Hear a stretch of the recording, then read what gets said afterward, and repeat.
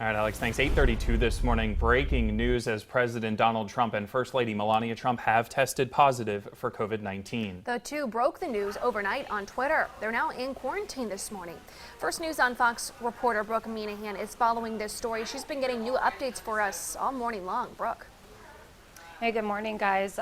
They made that announcement over Twitter just before 1 o'clock this morning that they had tested positive for COVID-19. Now, in the meantime, Vice President Mike Pence and his wife were also tested, and we just learned this morning that they tested negative. Now, the president and First Lady were tested after one of President Trump's aides, Hope Hicks, tested positive. Now, she is experiencing symptoms. However, the president and First Lady are not. Now, Hicks has traveled with the president multiple times this week, including to Cleveland for the first presidential debate, where he shared the stage with Joe Biden, who is supposed to be getting tested here shortly. And we also just learned that Congressman Tim Ryan was in the audience at that debate as well.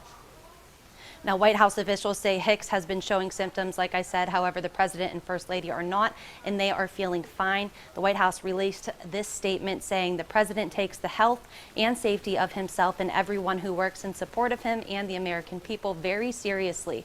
White House operations collaborates with the physician to the president and the White House military office to ensure all plans and procedures incorporate current CDC guidance and best practices for limiting COVID-19 exposure to the greatest extent possible, both on complex and when the president is traveling. Another little more than 30 days to the election. The White House has canceled all of President Trump's events scheduled for today. He will continue to work from the White House while he's in quarantine, and there's no word on how this will impact the next presidential debate as well as next week's vice president debate.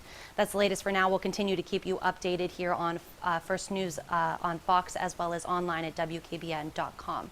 For now, reporting live in the newsroom, Brooke Minahan at First News on Fox.